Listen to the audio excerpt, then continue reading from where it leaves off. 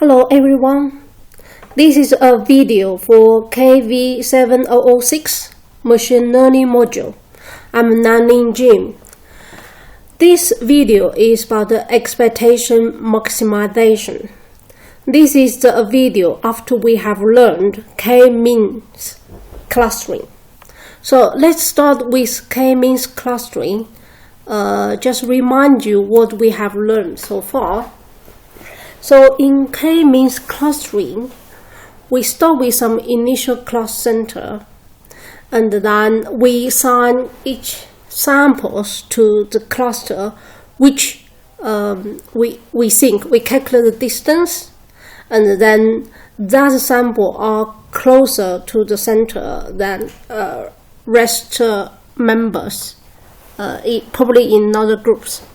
And also we also consider about the distance between different clusters, which we want to maximize the average distance among different clusters, and we want to minimize the distance within a cluster. So every member within a cluster, we want the distance in average minimum. So, and then we recalculate the center as the mean of the point in a cluster. And in fact, there's another clustering method we will not cover it in this module, which is called K-meadows clustering. So if you're interested in that, you could have a look in the textbook. So that we already learned about the K-means clustering, but there are problems about the K-means clustering. How to determine K is a challenging problem, and which we have already briefly discussed this in our last video, which is about K-means clustering. K-means clustering assume that the distance to the class center is spherical assumption. So they are in a circle, so we calculate the distance. But that is not always right.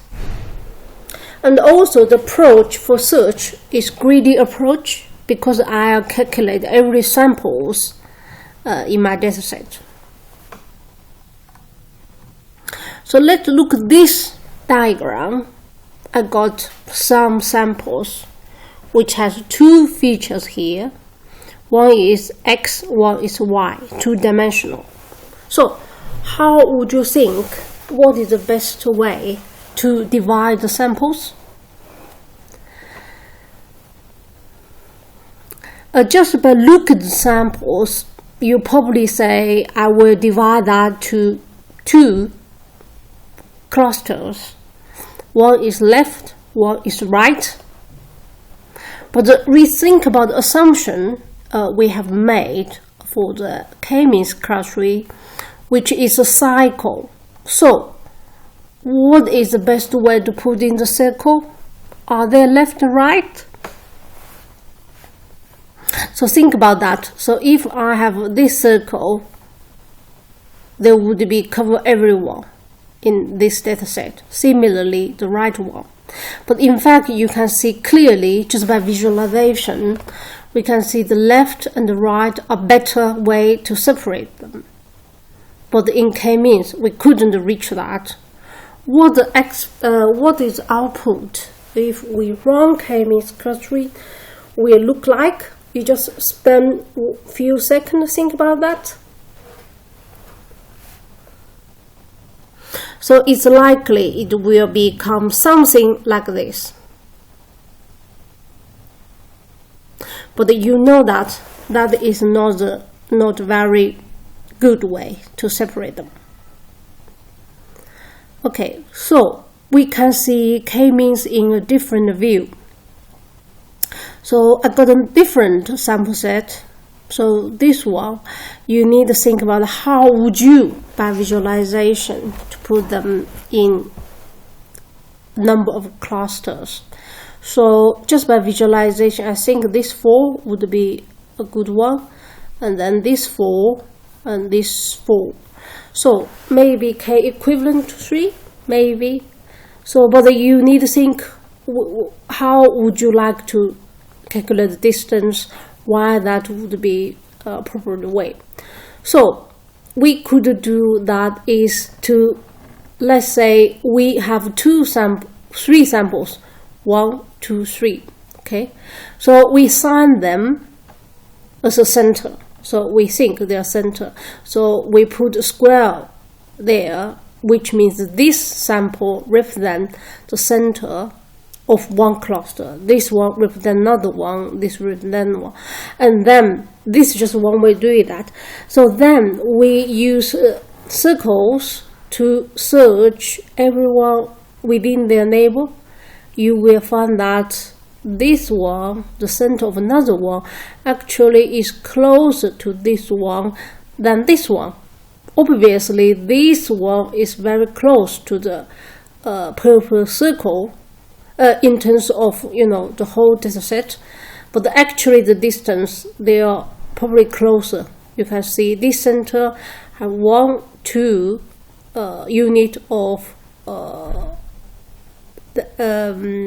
unit of distance, and here 1 unit, 2 unit, this further away. So are you saying that this one is part of this cluster? Obviously not, just by visualization. Okay, ideally what we like to do is, put these 4 together, probably these 3 together, and also include 1. So we need to adjust this, readjust the center. So this is not ideal one as a center in this case. So instead of choose this sample as a center, we made something, you can see, compare this one. We actually choose one sample as a center, one sample as a center, one sample. Actually, we're not choosing one sample as a center, but we choose, something which is not in the real data as a center. So that is, the center is not in the dataset. It's a man-made data sample. So by doing so, we can reduce the problem. We can resolve the problem. So we can now nicely put these several one together with artificial center we made by ourselves, and then this one, the blue one, will naturally to be included into the red circle. So that's why we need to make something artificial center. So that would be better to make a nice clusters. So in case we have more sample, they were iteratively learning. So this center would be moved around, which will best fit to the data set, which shows they are every sample within the class are very close to the center, and in average the sample outside from another cluster are further away from these clusters. Okay, so this move to the concept of the expectation maximization. So before we look at the math and the diagram, we look at the concept. So step 1, initialize parameters randomly. Okay, so when they are not converge, which means converge means given the data set, we already reach the minimum. Every sample within the cluster has the average minimum distance, and the distance among cluster are maximized. So that is our aim. So if this has been reached, we can say this learning has converged. So you couldn't find a better solution given the current dataset. So that is converged. Okay, so which means if the converged, we under this while loop. Now, when they are not converged, we are having two steps. So the latent variable, latent here means you could imagine is a potential variable, not fixed, to the value that maximize the likelihood. So treat the parameter as observed. For example, we treat that center as observation, real data, but actually it's not. Potentially, it's a potential variable. Okay, set that parameters to the value that maximize the likelihood. So treat potential or latent variable as observed. So probably we start with the image first, and then we go to the pseudocode here. So look at this A, B, C, D, E, F 6 diagrams. So A, which shows my original dataset. So I put everything there, two features, X and Y. I'm having everything here. So, okay. So I randomly set two cluster center, blue one and the red one. I randomly set. You can see I didn't put in the middle of any, the search space which has a high density of samples. I put them in a remote area which have quite a few samples nearby, almost no samples nearby. So I deliberately made it random. So it's in an empty space, subspace. And then now I go through each point to calculate the distance. Okay. So we calculate distance of every sample to here, here, here. We realize the blue ones are closer to it. And the red one, I calculate every sample and realize the red dot, these samples are closer to the red star, red cross. So you can see basically they are in a hyperplane that is divide them, or you can see there's a line vertically divide a blue center and the red center. You can nicely divide it. So end of the day, we want to maximize the distance between the center and each sample. Now we realize we can improve the performance by moving the red one. So we have already here now, right? Given the calculation, we already have the red cluster now. So we recalculate to see what is the center of each cluster. We find out what the center of the red one, excluding the latent center, I randomly generate.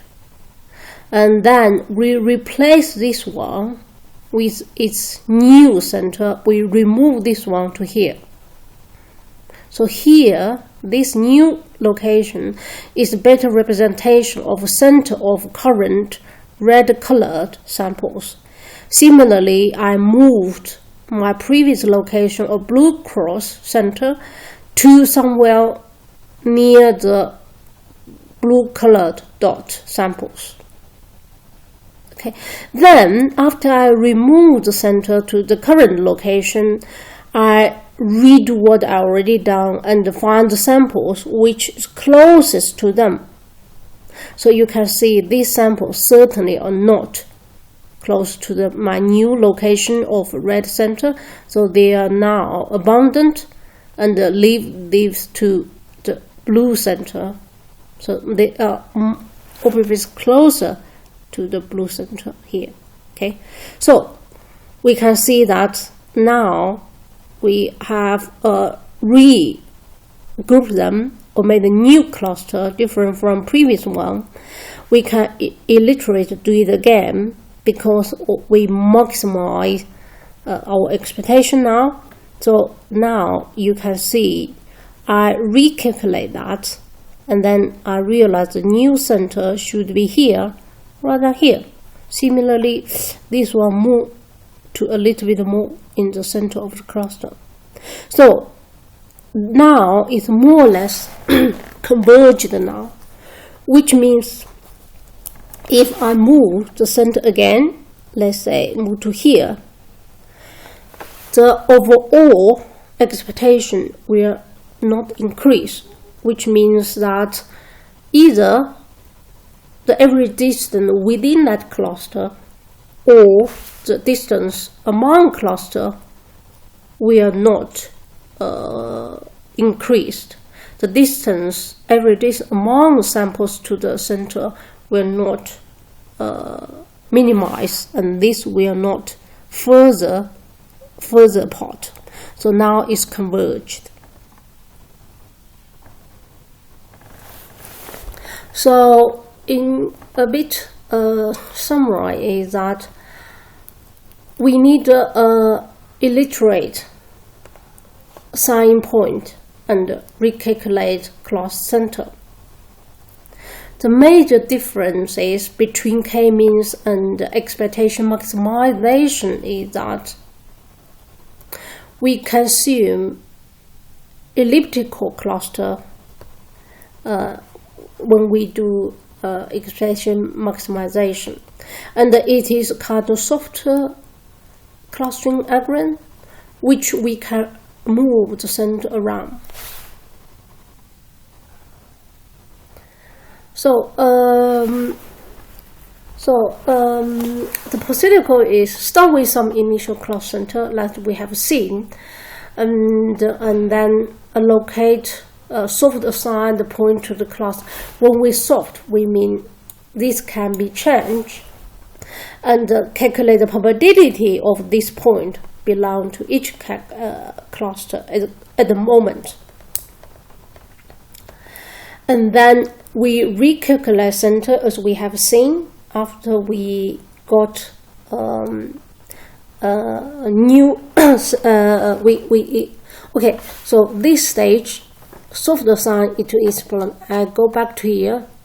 So I softly say this is the center for one cluster. This is another cluster, and then we calculate probability of each samples belong to this one. Every probability of each sample belong to this one, and then we recalculate the center as we have seen. Okay, maybe we compare with this one, and also we calculate the probability of each dot in this red center in that cluster, and each sample in probability of including every sample, how the probability to belong to the blue center. And we recalculate the probability, okay? So we want to maximize the likelihood given the current soft clustering. So we want to improve that until we reach the best performance. So this is example we have seen, but we just quickly go through that. So there are two circle or center we think they belong to. Also randomly started with some center which we deliberately choose somewhere which have no samples. So we calculate the probability of every sample to see what is the probability this belong to this belong to this.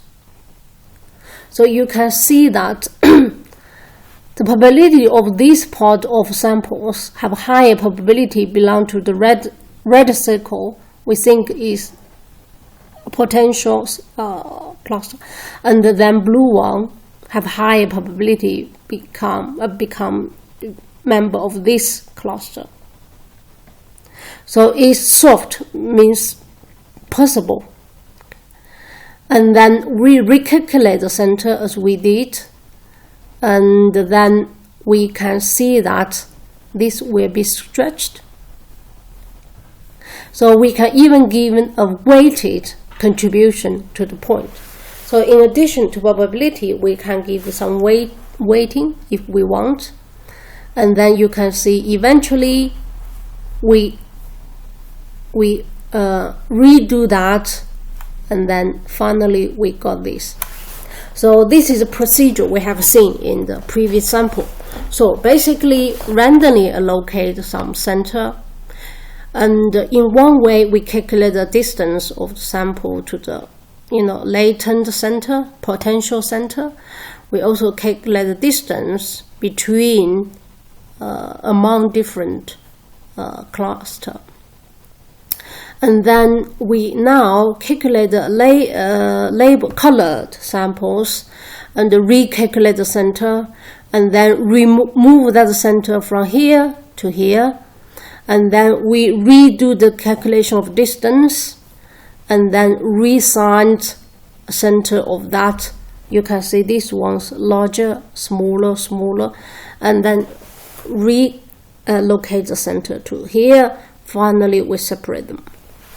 And when we're doing this soft clustering, we also calculate probability of each sample belong to the red or blue. And once we realize they couldn't improve anymore, and then we think it's converged. When we converged on this sample, even though the sample new sample come in, we think is complete for clustering task. So expectation maximization is not only for clustering, is a general purpose of training. So because in classification we do have class label, but for some samples we don't have any label at all. So clustering is a good example that we can apply for expectation maximization. So, but the k-means clustering is just for clustering. For the expectation maximization, this concept could be used for a lot of other work. So it's quite a general purpose unsupervised approach. Unsupervised means we don't have class label, we don't have the ground truth to compare with. Okay, so in summary, expectation maximization is a framework. So basic concept is you have initial model. It could be arbitrary, could be randomly made, sometimes with small training samples. Use this model, the initial model.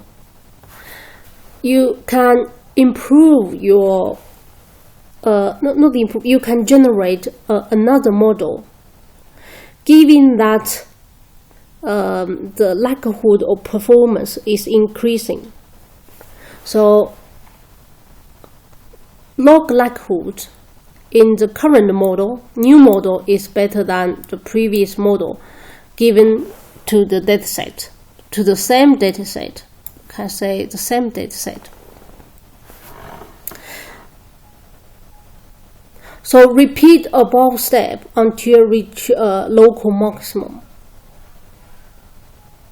So for each iteration, you will have a better model.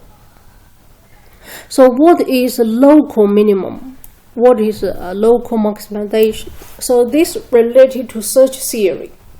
So search theory, because if we do greedy search, we search the whole search space, sometimes it's quite computational demanding, could be very expensive. So sometimes we use heuristic search, which we use some randomness. We search, to search some search space, but we cannot guarantee that they probably have a better solution, which is in the space we haven't done global search or greedy search. However, given the computational resources we are having at the moment, we probably can reach a local maximum, which means that we can reach a reasonable solution rather than global optimization. In a previous study in modules in this module, we have learned decision tree. We also learn how to prune a tree, because sometimes if you want to search the whole space, you can take quite a lot of computational resources and time. So you have to do some approximation. So local maximum may not be the global maximum. However, they could be in some case mere global maximum, but with lower search cost or time. So that is expectation and maximization. Thank you very much. I'll see you in the next video. Thank you.